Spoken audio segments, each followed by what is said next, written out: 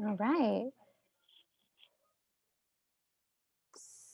So I think we can get started. I think we have everybody.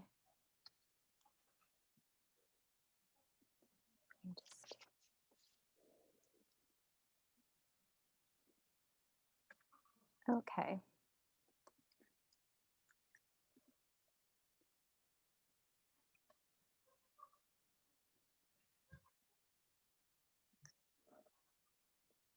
Oops, sorry, everybody.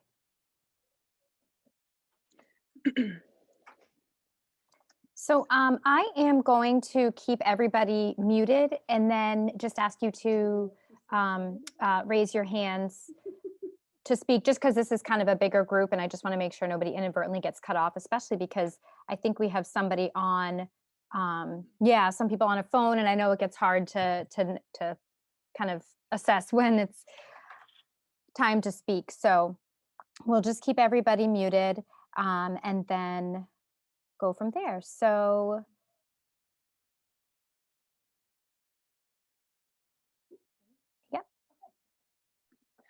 All right. Hi, everybody. Thank you so much for joining us for our Transportation Facilities and Services Focus Group today. We're excited to hear what you have to say. We have some few questions for you pertaining to each topic, kind of broad-based line of questioning to get a kind of a variety of feedback just based on what you're seeing every day in the community. My name is Fiona Coughlin. I'm a consultant doing the community engagement portion of the master plan with my colleague Alexis. We're working in conjunction with PVPC, who will be drafting the physical chapters. So we can go around and do a really quick round of intros shortly, but I just wanted to reiterate before we start, we're going to use the raise your hand feature just because we do have a lot of folks. So I find that's the best way to proceed when answering questions. Feel free to also use the chat. I will be keeping my eye on it. Yeah, perfect. So again, my name is Fiona. I am working on the plan with Ken, Catherine, Gary, who will be kind of leading most of the discussion today. But I just wanted to go around and just do a really quick round of intros. And per usual, I'm going to pick on Ken first. Thanks, Fiona. And thank you everyone for being here. Good afternoon. So we had a lively discussion yesterday. I'm Ken Comia, Senior Planner at Pioneer Valley Planning Commission, also co-project manager of the this Resilient Master Plan process. And I'd just like to invite welcome everyone to this afternoon session on transportation, public services, and facilities. And it looks like we have a lot of folks that can attest to some of the services that you provide to your community. And if anything, I'm sure today will be just as engaging as it was yesterday with our very productive working group discussing natural resources and cultural and historic resources. I'm just going to turn it over to Catherine for a quick introduction. Hi, everybody. I'm Catherine Matte. I co-manage the Environment and Land Use section at the Pioneer Valley Planning Commission. Thank you all for being here. We're really grateful. This is your Resilient Master Plan, and so your input is essential. And thanks especially to Bethany for leading the effort from the town of East Longmeadow. Thank you all for being here. And I guess I'll give it back to Fiona. All right, thanks, Catherine. Thanks, Ken. Okay, so like I said, a really quick round of intros, just basically say your name and your affiliation with the town. That'd be great. So Bethany, I'll have you start. Hi, everyone. I think I know everyone who's here today, but I'm Bethany Yo. I'm the planning director for East Longmeadow. Thanks, Bethany. Gary? Good afternoon. My name's Gary Rue. I'm a principal planner in the transportation section, and I'll be heading up writing the transportation chapter of the master plan. Thanks, Gary. Okay, Gordon. Good afternoon, everybody. I'm Gordon Smith. I'm the superintendent of schools here in East Longmeadow. Tom? Hi, Tom Christensen, Deputy Superintendent, DPW. Awesome. Bruce? Yes, Bruce Fenney, Superintendent of Public Works for East Longmeadow. Awesome. Ryan? Ryan Quimby, Information Technology Director. Thank you. Layla? Hi, I'm Layla Johnston. I'm the director of the East Longmeadow Public Library. Awesome. Ray?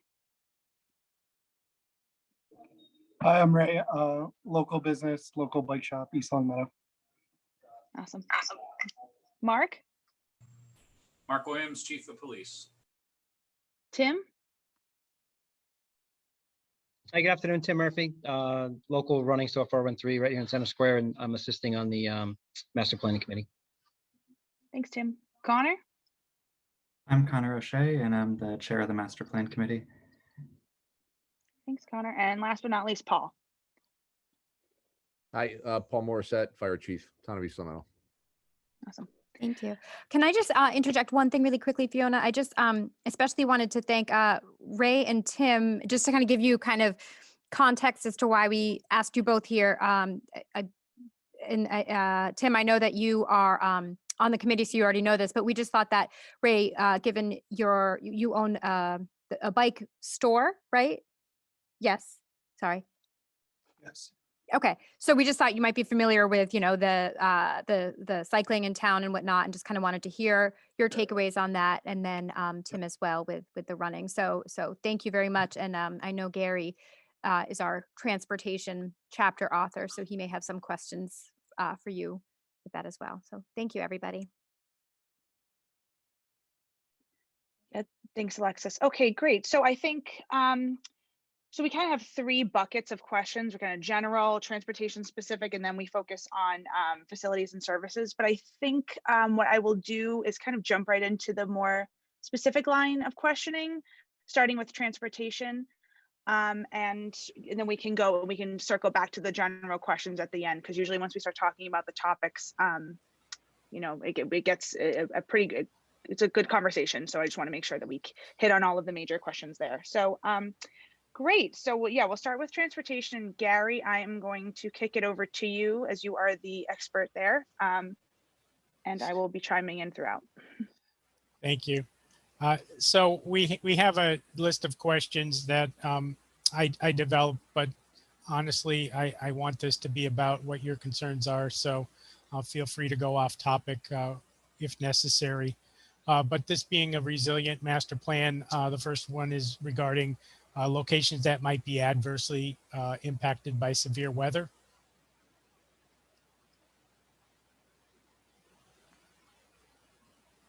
So anywhere in town where, specific roadways that are would be in a vulnerable state. I do have a couple locations, and forgive me if I'm not answered to some of these questions. I just received these today. I've been in a meeting all morning, so this is the first time I'm actually looking at a lot of these questions, so forgive me.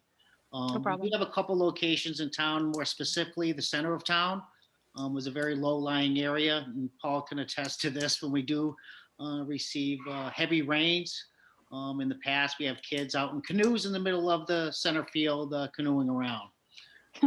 Also, another low-lying area is the Pioneer Circle area. It's another low-lying area with, and I believe Mr. Quimby's on here because he lives over in that neighborhood. It's a drainage issue with, I believe it's the Pekusic, and I'm Tom Christensen, my deputy, could echo these thoughts. Because of the lack of maintenance in some of these areas, silt has built up and has caused backups in more specific this area. We did go out this past summer and did some dredging with our mini excavator, but obviously due to some of our limitations in accessing the site, we were unable to complete that task. About culverts, Bruce, do you have any culverts you're concerned about? Yes, we have quite a few culverts. We actually received a grant last year from the Mass DOT to repair the culvert on the Porter Road section for roughly $240,000. Bids came in at, I believe 414,000 and 500,000.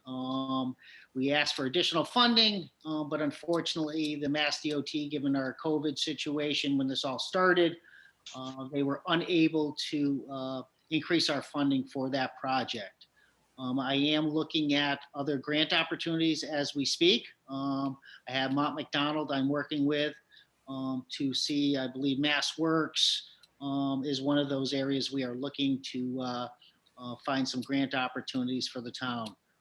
We do have, like I said, a shovel-ready project. Part of the, and all of the construction documents were completed, so we do have that for submitting for grant opportunities. Great, thanks, Bruce.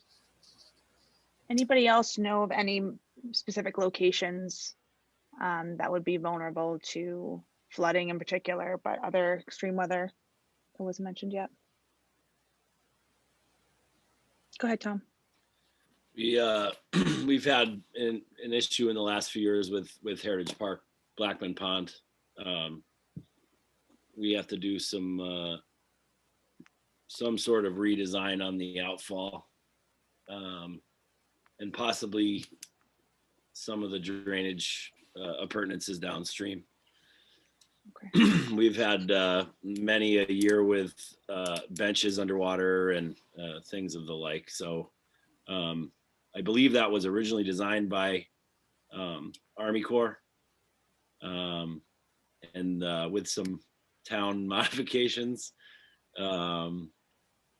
But I've placed a couple calls into Army Corps, and I don't know if it's because of the climate we're in now, but I haven't been able to get any plans or anything. But that I believe, Bruce, is part of the Heritage Park redesign process. So hopefully that'll, we can fix that problem. Okay. Thanks, Tom. All right. The next question was regarding where your transportation safety problems are. And I think we're all aware of the Rotary. So I was kind of curious for first the other sites in town where you have transportation safety concerns. Well, I guess I'll hop in on that one as well. Like I said, unfortunately, I didn't have time to print out some documents. So I believe, and I think Mark is a part of this as well, I believe the Mass DOT or maybe even Pioneer Valley Planning Commission submits a crash data safety document every few years. So I do have that document in order to refer to for crash details. But I can just speak briefly that our Chestnut Prospect intersection is one of our most highly areas where crashes occur, and that's just based on visibility and the grading at that intersection. On one side of, and I don't know if it's the west side, Tom, of Chestnut, it's a very steep hill, and you just can't see. It's a very blind area with vegetation and just the grading over there. Other than that, like I said, I would have to refer to that crash data, which I can send off to Bethany if that's okay with everybody. So we can refer to that. And maybe Mark, I don't know if you have that as well. Yeah, I have all of that data, Bruce, and it'll absolutely be in the chapter. I think, sometimes when we get in these focus groups, we hear about locations that people have concerns about that may not always be showing up based on the crash, data.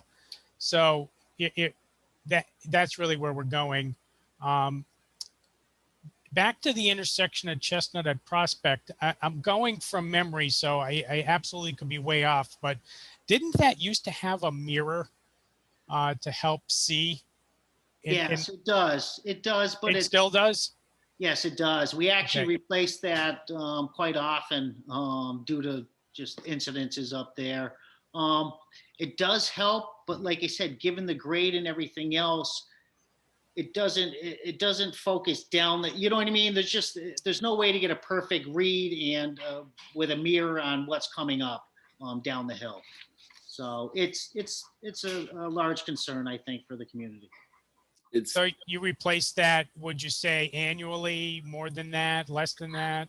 I would say annually to be conservative. Yeah. I think the other issue there is it's sort of an unconventional three-way stop. So not everybody, you know, you're coming from a four-way stop at Pease and Prospect and you get to another one, and if you're not paying attention, you don't realize that the traffic coming up the hill doesn't stop, which it really can't because of the grade. So I think a lot of people just think they're waiting their turn and they go.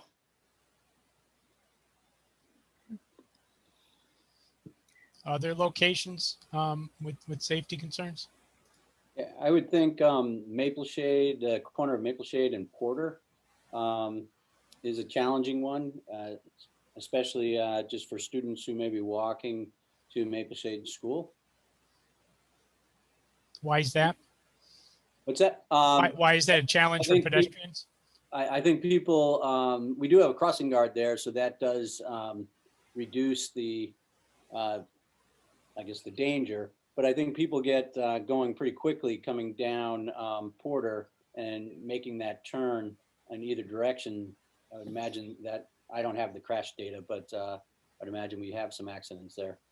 Yeah, that guardrail is replaced quite often. Yeah. That is actually a project listed for our prioritization plan for complete streets to add more signage and try to make that intersection a little safer. Good point, Gordon.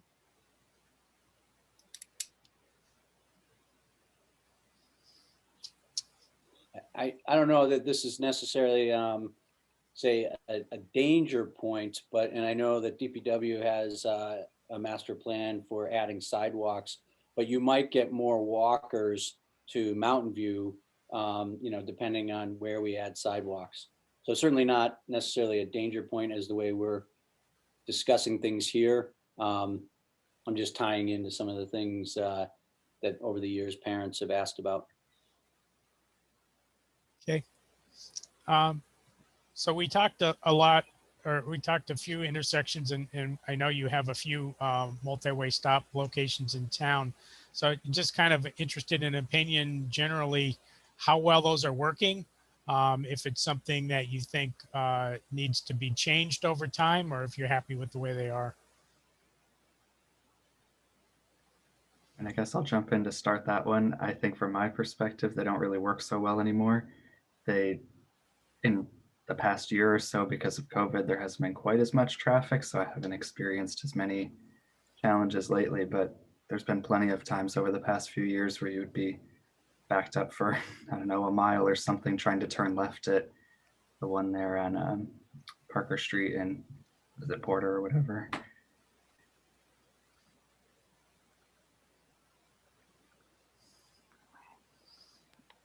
Yeah, I think obviously that intersection at specifically a couple hours a day during the weekdays is difficult. I don't know that the warrants would be hit for a light there. Maybe the 4 would, the 8-hour one, I doubt. I feel like most of them work okay. Obviously there's a 4-way stop, but I believe all of them have a blinking traffic light as well. And those typically don't show up on that crash report. So is there times when they're not perfect? Of course, but I don't know that they'd be any better with a traffic light per se.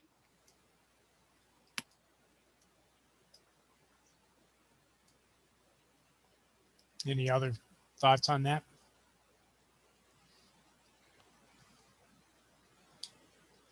All right, and we did get into sidewalks a little bit, and I do have a copy of your sidewalk plan graphic.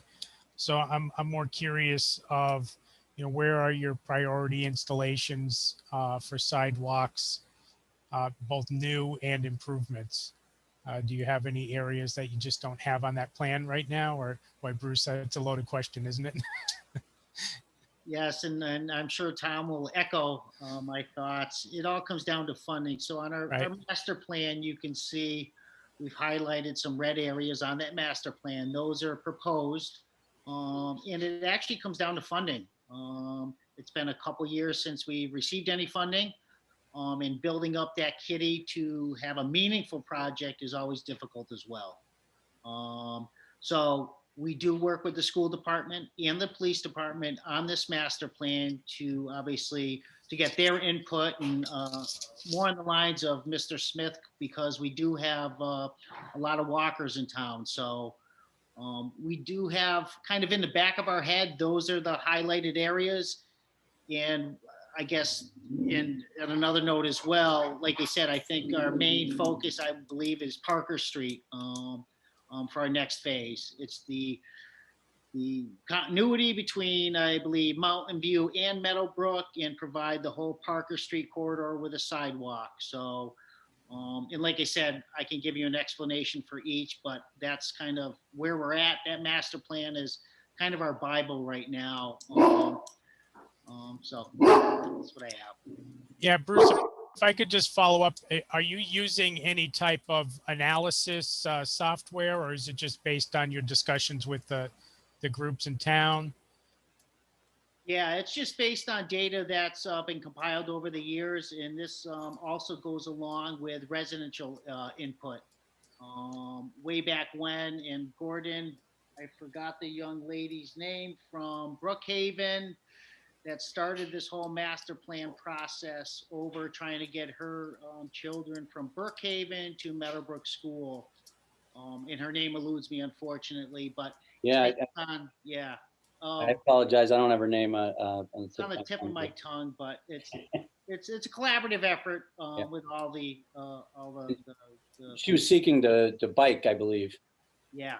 Get a biking movement going. And is your funding for the sidewalks primarily from your Chapter 90 program?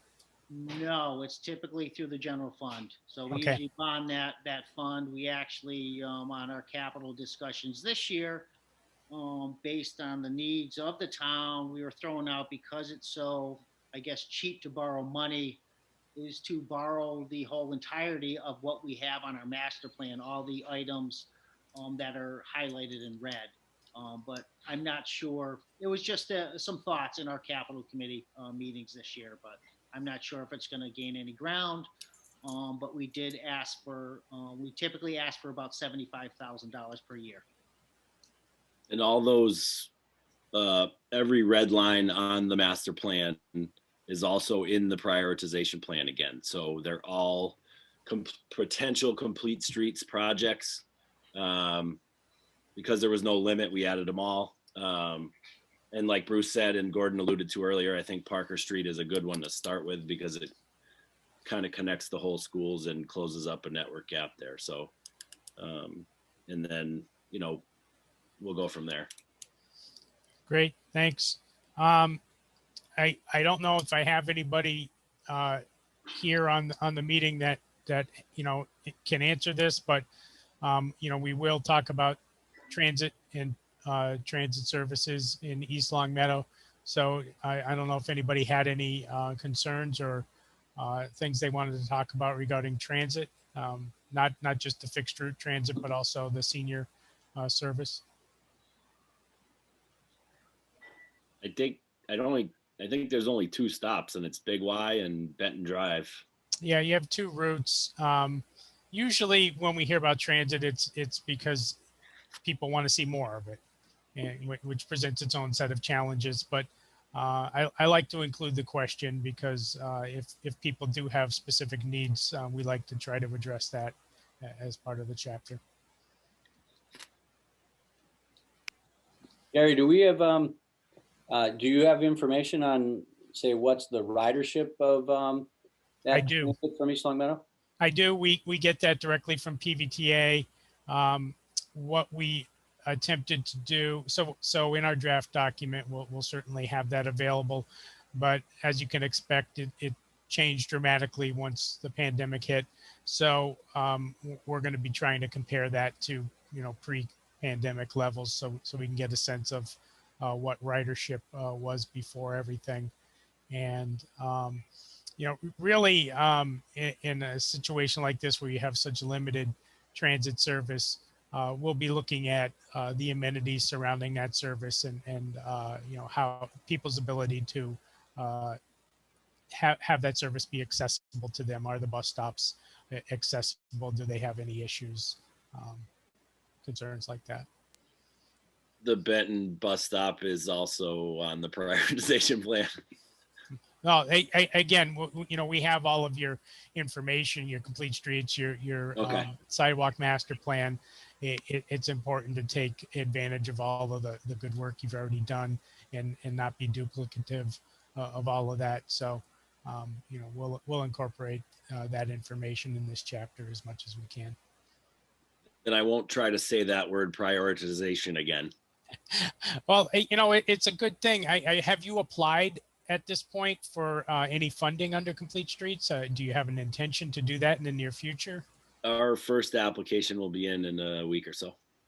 And what project will you put forward? Bike lanes on Maple Street from the rail trail to the town line. Okay. And there's a pedestrian crossing from Walgreens to Centerfield.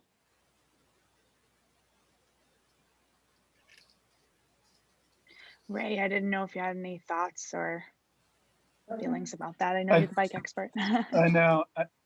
You know, cycling has gone explosive since pandemic, and I feel like a lot of that's going to stay. So it's cycling demand is up 400%. So even if 20% of the people still stick with it, that's a huge number of cyclists in the town. And wondering about maybe how we can incorporate a couple of main routes, like because people ride Longmeadow through Chestnut and out to 83, or maybe from Springfield through the Rotary that way, just to make it a little bit safer for cyclists. I feel like cyclists and drivers need to be more courteous with each other. I don't know if there's a way we can educate or, you know, maybe get some help from local police with, you know, a lot of times you're getting buzzed left and right. People aren't getting the 3 feet of space they're supposed to get. And I just don't think they realize that that's even something they're supposed to be doing. So maybe bike lanes, like just a few routes to get us out to the rural areas to make cycling a little bit easier. I think would be a huge help. That's the plan. And I guess, you know, based on that, what are some of the other improvements? You know, I said over 10 years, but any time frame is certainly what we're looking for. It's just the various transportation improvements that you might like to see reflected in this transportation chapter of the master plan. And we will put the prioritization plan list in there and your sidewalk master plan. We recognize that there's always more needs than there are funds. So if you want to have that reflected in this chapter, I'd be interested in hearing about that. I think we have a need for a lot of our signalized intersections to be upgraded, both with technology and geometry. And I think the rail trail would probably be a big one, trying to expand that throughout town. Tim, right. can I pick on you briefly? I'm sorry. Can I ask a follow-up? Sure. Quick? Go ahead, Gary. Sorry. What would be the ideal extent? So that came up a lot in the visioning session of expansion of the rail trail. So what would be either the easiest or what would be the ideal, the next logical point to expand the rail trail?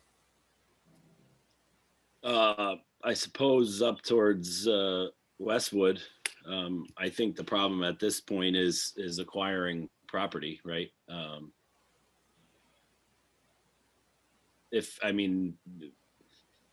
don't know that there's anywhere to connect to in Springfield yet across North Main, but and what we do with people once they get to Westwood, but I suppose that would probably be the most logical next piece. Okay.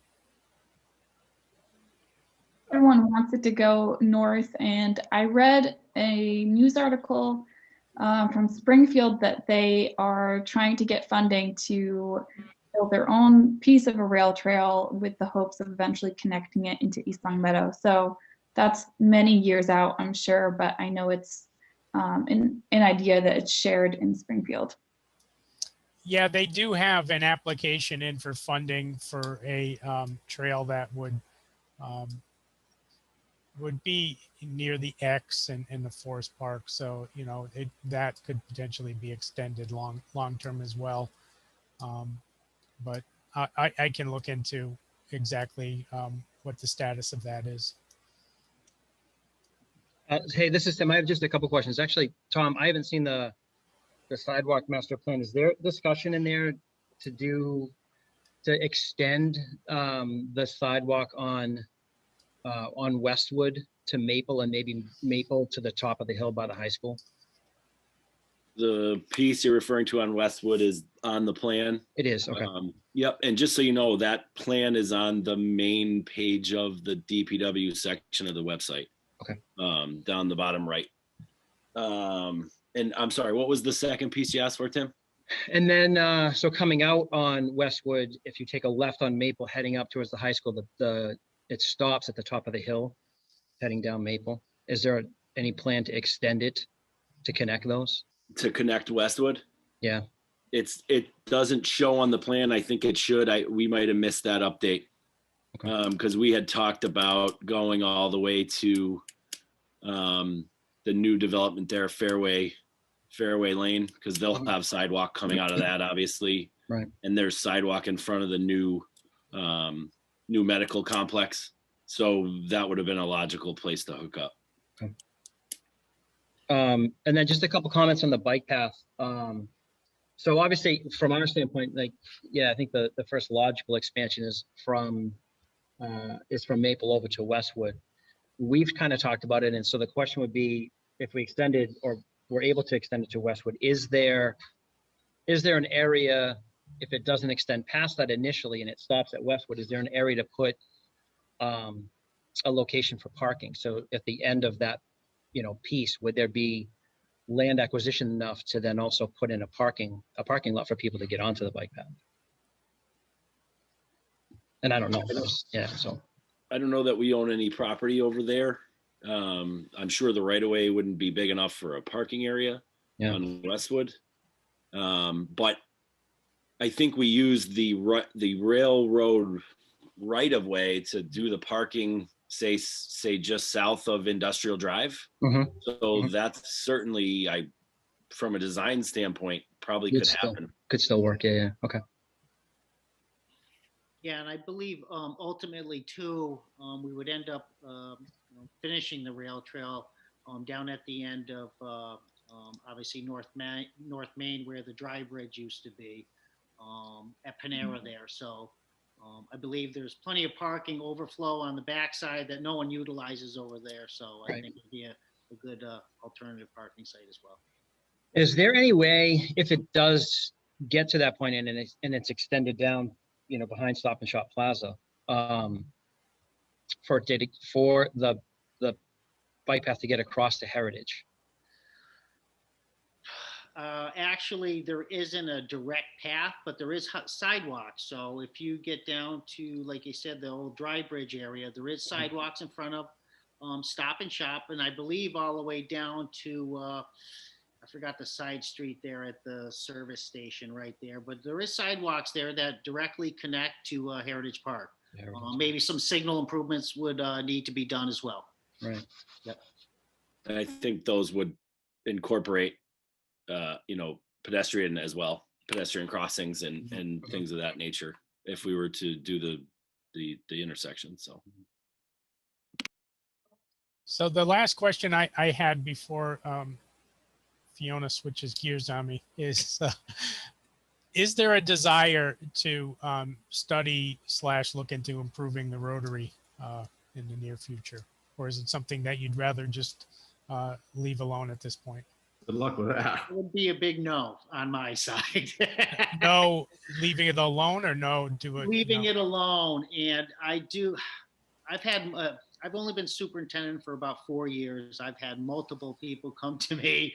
And obviously with these discussions, the biggest problem is the amount of space we have there. We'd have to go eminent domain, take out that small town feeling at the Rotary.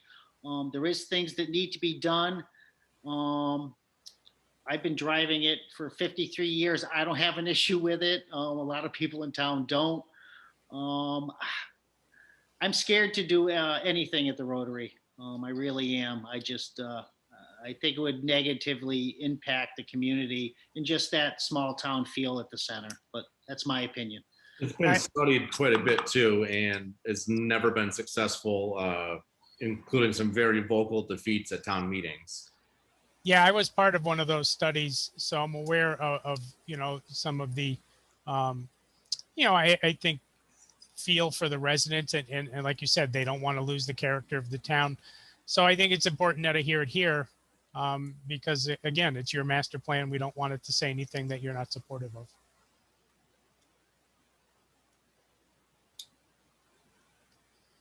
So unless there's anything else, I'm going to give it over back to you, Fiona.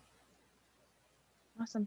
Thanks, Gary. Anyone want to bring up any transportation related items that didn't mention that should be mentioned now before we switch to facilities? Forever hold your peace.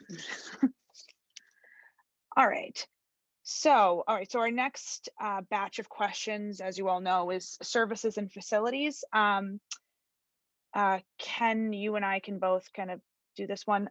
Sorry, one second. But yeah, I can, so I'll just kick it off to you to start anyway, and I will be, popping my head in throughout. But. Sure. Yeah, so again, thank you, Gary, for that. I think that, this discussion, especially among most of the people on this call, it's a self-assessment of town government and understanding the services that you provide to the town. So it's very different in a small town, but because there is capacity and there are, paid staff people looking at these various areas, let's maybe start with a question about celebrating the things that you've accomplished. So what can you identify key accomplishments that East Longmeadow or your department has been able to accomplish over the past 3 to 5 years? And I'll let anyone start that conversation. I guess I will pipe in again. In my previous position, I was the building facilities manager for the town of East Longmeadow as well. So even as superintendent, I do have a new facilities manager, but we oversee the upkeep and maintenance of all our town facilities, including capital improvement projects. And I know you're in the second part of your question is to some accomplishments over the 3 to 5 years. Unfortunately, I don't have that in front of me, but I'm sure it's a large list that I could share with you if need be. And I know Gordon could attest to some of these things. We just did a four classroom addition at Meadowbrook School in the tune of $1.2 million. We just did a heating system over at Maple Shade School, 50% of it. We're doing the other 50% this year. Like I said, I have a long list of items that I could share with you. If you want that, please just shoot me an email and I can give you my past 5-year plan and our future. And I believe we have up to, and Mr. Quimby is our capital committee chairman, up to a 10-year plan moving forward for all our facilities.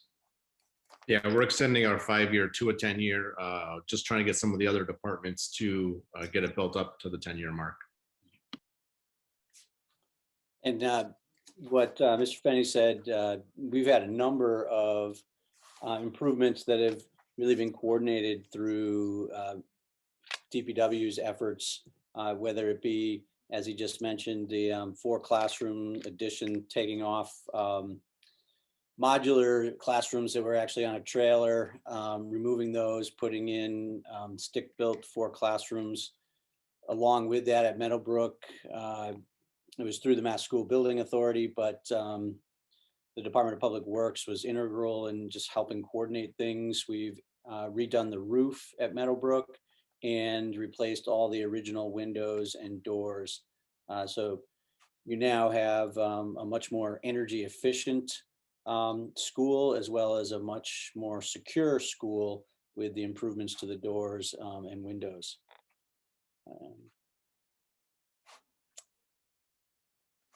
That's great. Anything else, Bruce, that I'm missing? We redid the boilers over time at Birchland. Yeah, I mean, like I said, I can give you a laundry list of items, all our new, throughout all our schools, all new heating systems, energy management systems, exhaust fans. We have a great preventative maintenance program. Like I said, I can give you multiple of projects that we have accomplished, obviously since I've been there anyways, at least. That's great. Thank you, Bruce. I will reach out for that list. That would be very helpful. So obviously, you know, when you talk about accomplishments, and I think the public, you know, they realize that things are accomplished when they see nice new buildings or nice new improvements to facilities. But maybe with regards to town government and efficiencies and policies, is there anything that the town holistically has done? You know, understanding that there has been some transitions over the past year with your town manager, but has there been any sort of, and especially with COVID, any new policies or governing principles that have, you know, been accomplished within the past 3 to 5 years in East Longmeadow?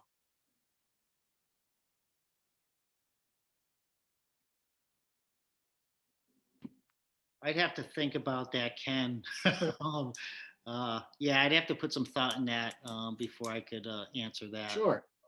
Unfortunately, I wish I could give you something right now, but at this time I can't. All right. Well, I mean, you know, this focus group questionnaire will be helpful, I think, for those staff people who couldn't make it to the call, or, you know, want to maybe add some additional conversation. That, you know, any input will be helpful with regards to that. But I think, you know, a good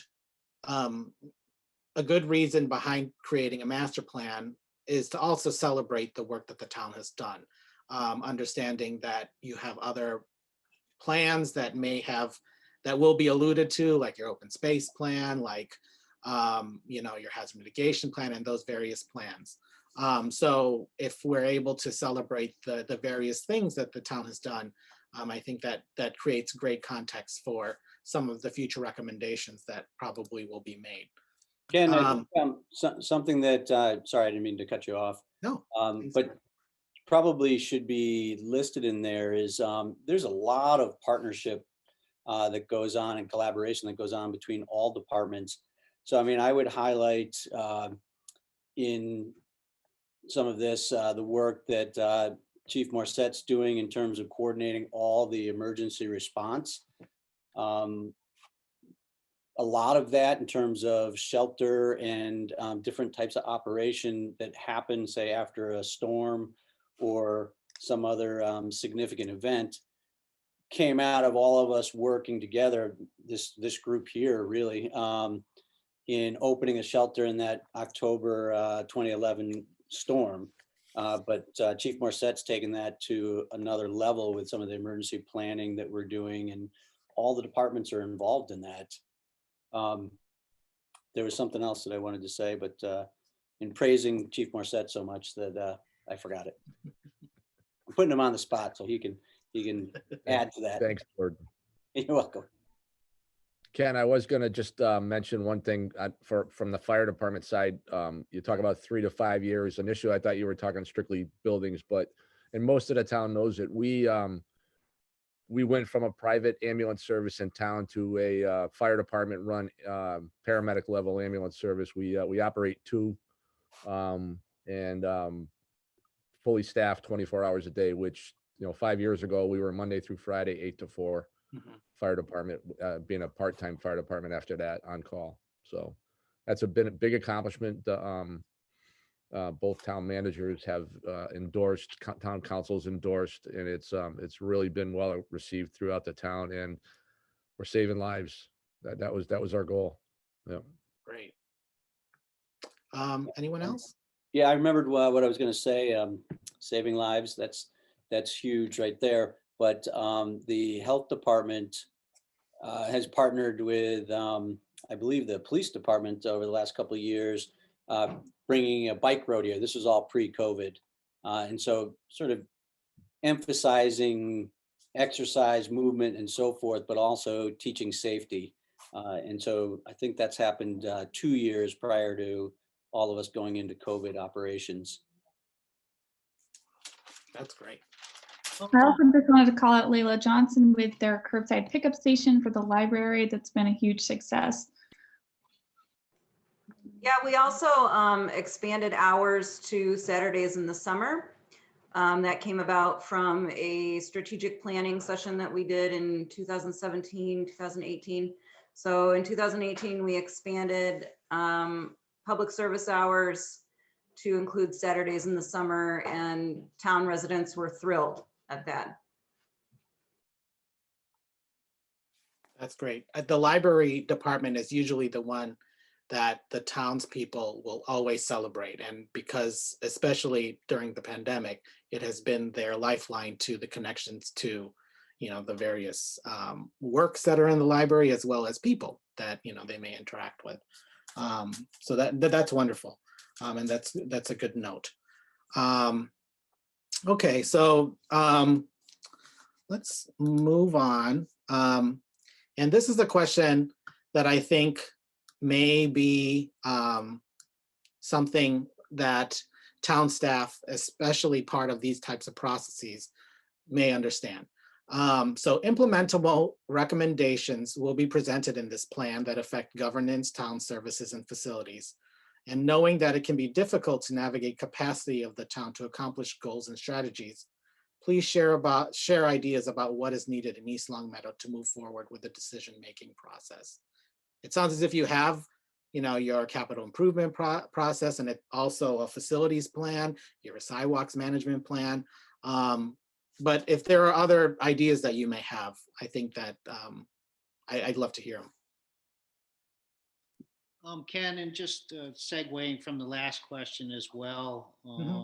So things that we did also accomplish within the Department of Public Works, being new to that position, we did develop and received the Clean Water Trust grant a few years back. So we have a water asset management plan that takes a look at all our water infrastructure, pump stations, everything of the like, and put together a 30-year CIP plan. We're just wrapping up a sewer asset management plan as well, along with a stormwater asset management plan throughout the entire town. Also, we are working on now, which is due June 30th, risk and resilience program for our water and infrastructure, which will be done, like you said, by June 30th of 2021. This looks at all our facilities, risk assessment based on cyber attack, sabotage, all kinds of things. So we are working on that as well. Great. Thanks, Bruce. Any ideas about ways to create efficiency, especially understanding that, and it's different again for your community where you do have town staff, obviously your lists are very long, but you also have volunteers that you depend on that, serve as board members and that often have to, make those decisions and are the authorities to help guide your decision making. But is there anything that maybe you have initiated or thought about with regards to increasing communication, with regards to increasing training for some of the folks that help serve on these boards?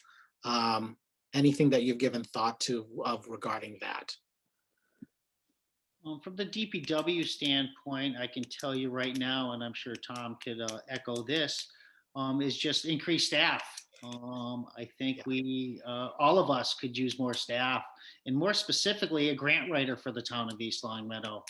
I have done 3 or 4 grants this past year. I know Gordon, it's just, we're stretched very thin.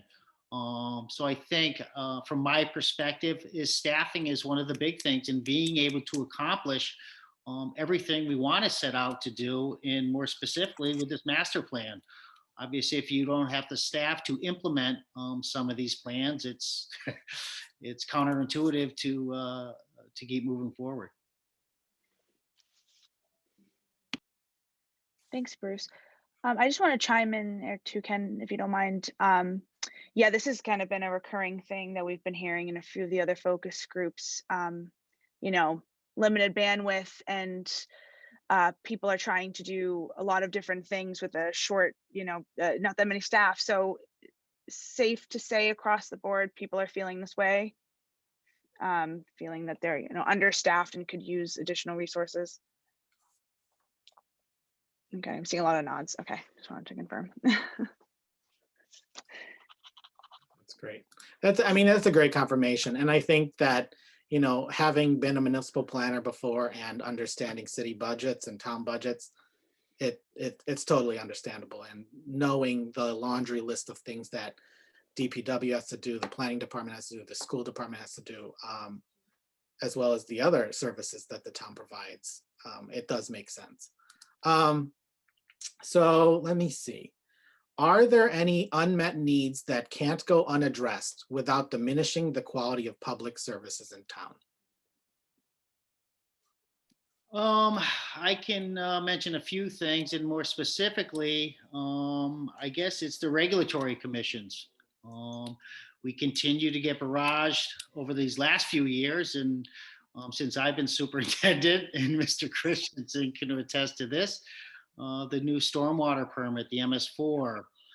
We have a NIPDES permit for our sewer side as well, which isn't fully in place yet, but it's going to impact us with more needs to do more testing and things like that without increasing staff loads. And then just DEP requirements, the PFAS testing that we're not geared up for. These are operational expenses. But yeah, so I guess to follow up, if you could do, and maybe think about your departments, each of your departments that are on the call, if you could do one thing to improve your department, your facilities, your infrastructure, what would it be? And Mark, I kind of want to pick on you because I want to hear about the police station. I don't know much myself, so. In short, we need a new police station. To sum it up. Got it. Ideally, a public safety complex combined with fire in the perfect scenario, but at minimum, a new police department. This 1974 bunker that I'm in is it's not designed for modern police operations or safety. It just has a lot of unfixable flaws or things that would cost so much money to fix that it just doesn't make sense to try to do it on site here, in my opinion. Okay. Layla, I might also pick on you too to hear a little bit more about library specifics. Sure. So the library building is relatively new, 2003, but it needs to be redesigned in terms of acoustics. The library building is a 2-story building, and the main hub of activity, which is the circulation desk, is on the main floor. And then we have this gorgeous open staircase that looks beautiful. Architects love it. But from an acoustic standpoint, all of the activity going on the main floor when people are borrowing their materials carries right up into the quiet study areas. So if we did an in-depth space and acoustics planning with a major renovation, we could address the acoustics issues. And this is something that came up again and again and again and again in our own planning that we did a few years ago from patrons. We would be able to incorporate a modern makerspace would be one wish list, so that we could do more of the technology-based programs that libraries have really been on the forefront with. We just don't have that kind of room. But addressing the acoustics would be a major improvement in the building. But other than that, the library gets high marks from the town residents. They're happy with services, as far as I know. Thank you. Layla, just to follow up, is that the, I guess the document you're referring to, your plan, is that something that you can share? Sure, I'll send it to Bethany and she'll send it to all of you. It was on our website and I think we took it down after we redesigned, but I'll send that to Bethany and she can share that with you, certainly. Okay. Thanks, Layla. School department, other than the high school, which is clear across the board on the community survey, on the visioning session, anything, else that you're looking at? I think, so if you take the high school off the table, wow, I have nothing to talk about now. Just kidding. I think probably just continuing to coordinate with the other town departments in terms of fields and how we utilize them and maintain them. We're trying to work that in coordination with DPW and rec and make sure that we're putting out the best possible playing surfaces that we can.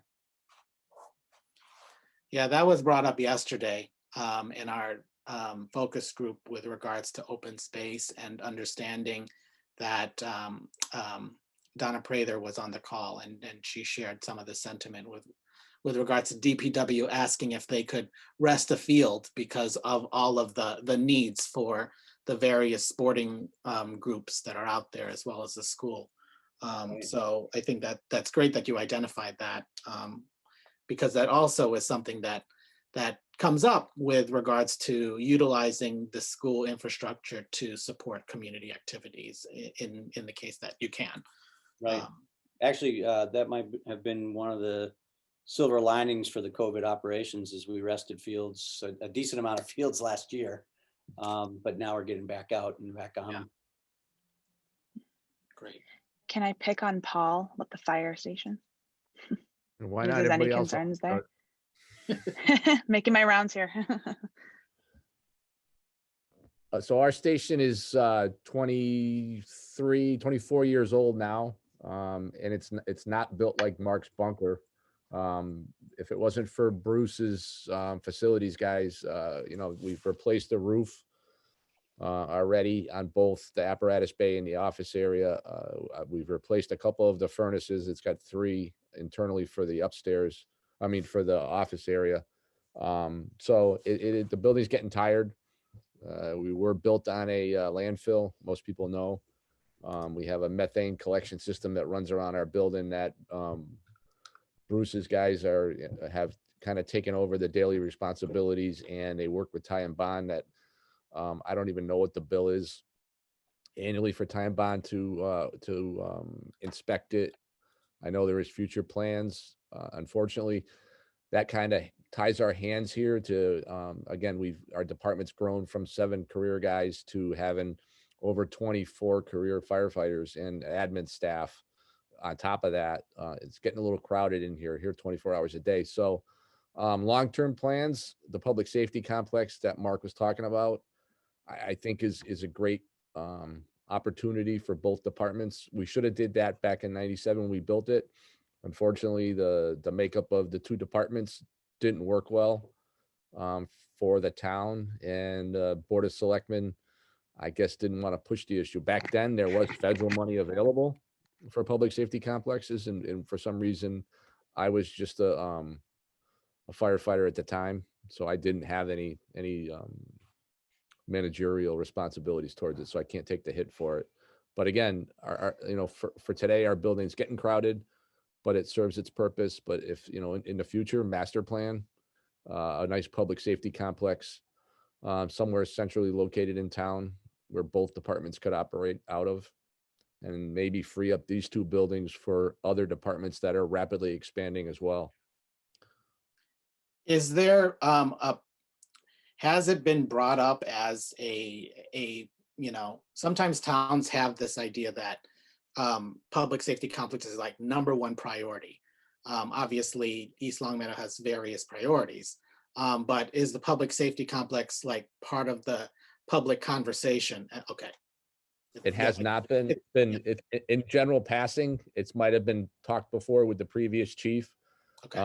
The words might have came out of his mouth or my mouth. I think Bruce has heard it before from me.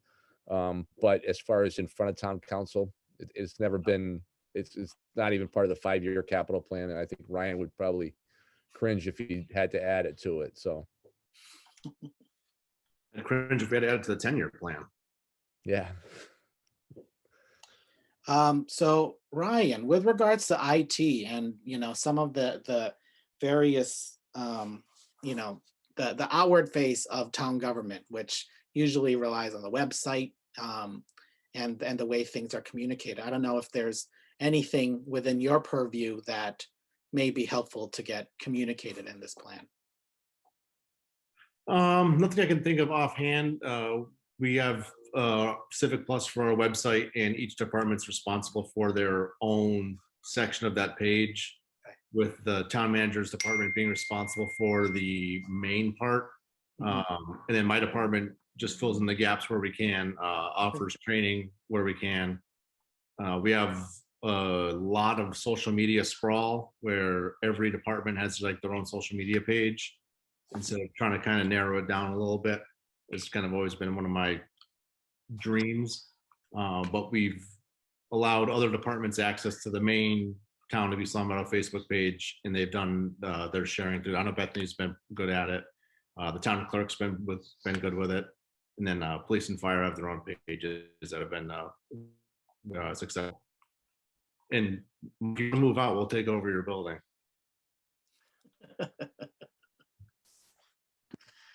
Ken, I can jump in here. I just wanted to add for planning, kind of a dream of mine is to get our archived land use records digitized and up on a web page somewhere where the public can access them whenever they want. I know that's pretty far out there since we haven't even really formally archived a lot of our physical documents.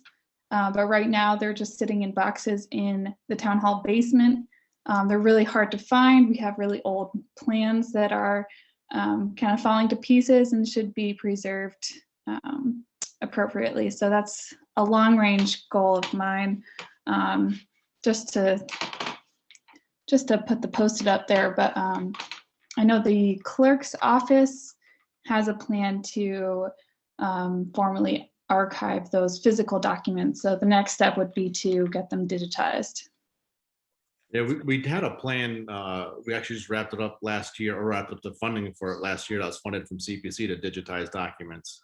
So we can definitely put it in front of CPC. We have the infrastructure on the back end to do it. Oh, sweet. We need someone to actually do the scanning. Awesome. That's good to know. So kind of in the same vein with regards to, the multiple departments that have to review development applications. So obviously the building department and Bethany's department usually have to somehow get engaged, as well as DPW. Has there been any discussion of any sort of electronic permitting or the idea that could be helpful to the town for managing records in addition to the digitizing that you identified, Bethany?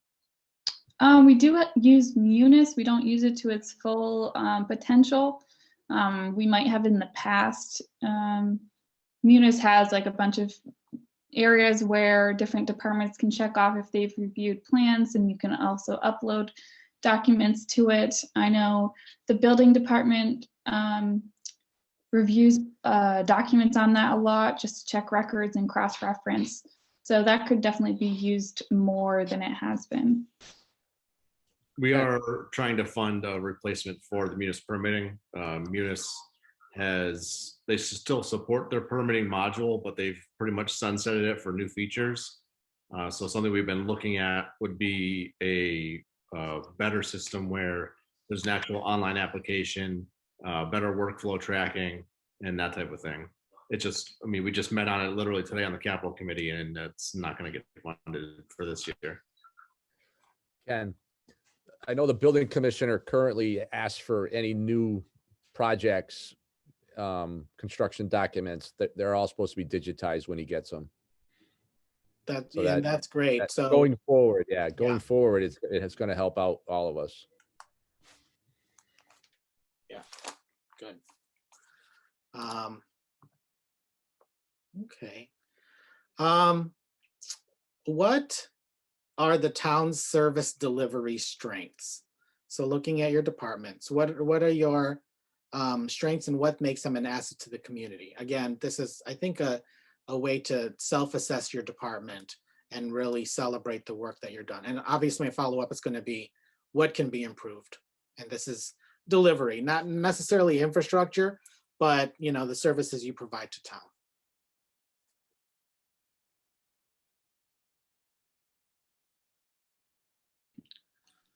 You could also think about, oh, sorry. Go ahead, Bruce. I keep doing that. Keep chiming in. That's okay. Go ahead. Go ahead. I was just going to elaborate a little bit on what Ken's question. Just basically, what is in high demand that could really be, could benefit from more funding too. You can also think of it from that lens. Something that's working really well, but could get, but that could be optimized with, in this plan and be considered for more, more money to make it better or something like that. Go ahead, Bruce, sorry. Like I said earlier as well, it comes to staffing. Obviously, you can accomplish more with more staff. You can keep the community, I guess, better informed and everything that goes along with it. But like you said, with more employees, more funding, and everything under that I guess that title would make obviously everybody's life easier and get a lot more accomplished. Yeah. I guess I'll throw out my daily plug for additional funding to supplement our Chapter 90 account. Bruce mentioned our asset management plans, which are all enterprise funds, which sort of sustain themselves, where the roadway, all we get is our Chapter 90, and it's probably one of our, in terms of infrastructure dollar amounts, we're talking about $50 or $60 million of infrastructure out there in the roads, and that's all people see. So to get some additional funding to catch up and then keep up with the maintenance of our roadways. Great. Anyone else? Hi, it's Layla again from the library. Our children's literacy services are outstanding. My children's department does a fantastic job, and I can't praise them enough. Where we could really build on that and expand our services to the youth in East Longmeadow would be to have funding to hire a teen/tween librarian. Because we have our location, we have a huge group of middle schoolers who all walk to the library and hang out right after school. And that is an age group that is really, I feel, underserved by the library right now, because most of my staff are trained and are skilled specialists in the early literacy, not necessarily that, 11 to 14-year-old age range. And so we have kind of almost this captive audience that are looking to library services. We just don't have the staffing capacity to really meet their needs in the way that I think that could be an outstanding way to improve the services for that population of town residents. So a tween/teen services librarian would be building on the success of our children's department. That's great. Yeah, that's very, very good and very specific. Awesome. Something the planning board chair has brought up and that I've started to work on with our LCAT director, Don Mackey, is developing some PSA videos about zoning in town and what are some common zoning violations that people might not know about that are occurring, just to be a little bit more proactive about planning in general in town. And also how to approach some of the permitting that they need to go through for the land use applications. That way we can direct people to those videos when they have questions, and it might help free up some staff time to focus on some more grant writing and et cetera, that kind of stuff. So that's in the works, and I'm hoping to get some of those videos out by the summertime. That's great.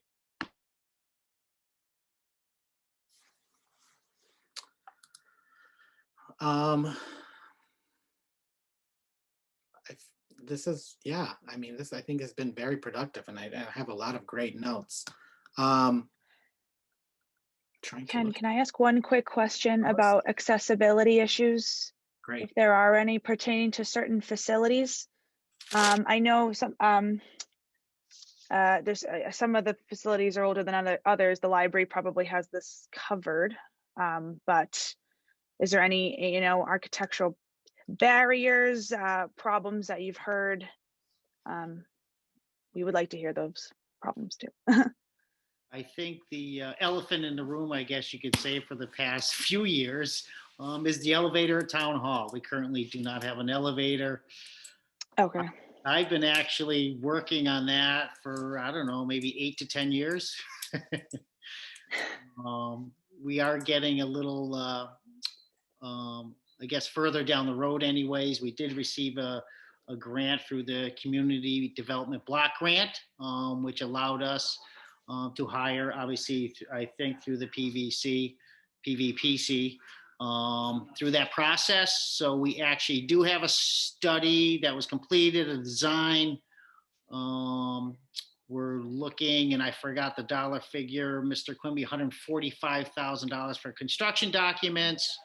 But the biggest thing is it's was built in 1891. It's the old Redstone, and once you add that type of structure on an old building, residents, I believe, think we should just abandon or reduce the use of Town Hall. Obviously, we're bursting at the seams by another facility. So there's a couple different things that are going on when it comes to the Town Hall, but accessibility is I believe the Town Hall is the biggest issue. We've addressed all the schools, I believe, Gordon, over the past many years with ADA upgrades, bathrooms. I believe we've done just about every facility in the district. So like I said, I think the last facility would be the Town Hall, and it's just like you said, based on the construction, you're very, very limited on what you can do. We did do some renovations over the last 5 years, more specifically bathroom facilities, which do meet ADA compliant. It's just really access to the second floor. Okay. Thanks, Bruce. Anywhere else? I think you'll find our sidewalk network and is deficient as well. Hopefully that, some of the intersection projects and sidewalk projects can start to upgrade those slowly. Yeah. Thanks, Tom. Okay. Anything that we didn't talk about today that really should be on our radar? I know we covered a lot. We did a good job, but just in case there was anything that wasn't mentioned that should be. Nothing? Can I ask one very specific question as it pops top of my head before we break? I'm sorry. How is internet and broadband services, how is that in town? I just want to get, that was one of my notes here to make sure that we're almost 100% fully covered by Charter Spectrum. It's the only option in town. I'd love to see alternatives. I know it gets brought up weekly on like the town's Facebook forums, and I'm always in there responding to people. I don't think economical for the town to try and push a fiber to the home program, especially with the volatility, between satellite internet becoming more prominent and better wireless solutions becoming more prominent. It doesn't make sense to move forward with the town trying to provide something, unless we were our own MLP, our own power company, which we're not. We don't own the poles. We don't have a mechanism to get to the homes. Okay. That's unless Tom purchases the street lights. We're gonna buy all the electrical infrastructure, make it easy. Done. Okay, Ken, if you have no other questions for this group, I think we've basically covered it all in record time. So Yeah, I think, if anything, as Bruce had mentioned, him receiving the questionnaire this afternoon, if there's anything that you think that we didn't discuss with regards to transportation facilities and some of the town services and infrastructure that we were talking about this afternoon, please share that with us. I think also, there is an opportunity here to really understand, based on very vocal participants yesterday at our focus group, and I'm sure this evening and this afternoon, right after this one, to discuss economic development and housing, understanding that, there is a need for a growing community, and also with the demographics showing the way it does, and the school department also being inviting towards young families, understanding the dynamics of that with an aging population, as well as some of the services you are currently providing to the various intergenerational groups.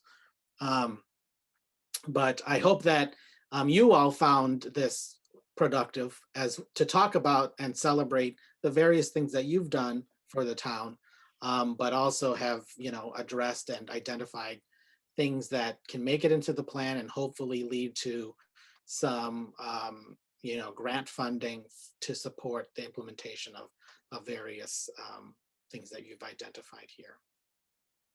So I thank you for participating. yeah, this is very helpful. Thank you all again. My email's in the chat if you want to reach out with questions about this effort. And Bethany we're working closely with Bethany, who will also be able to answer any questions you got. But great. Thank you all again for your time, and we look forward to talking again in the future. All righty. Have a good one. Thanks, you too. Thanks, Paul. Thank you.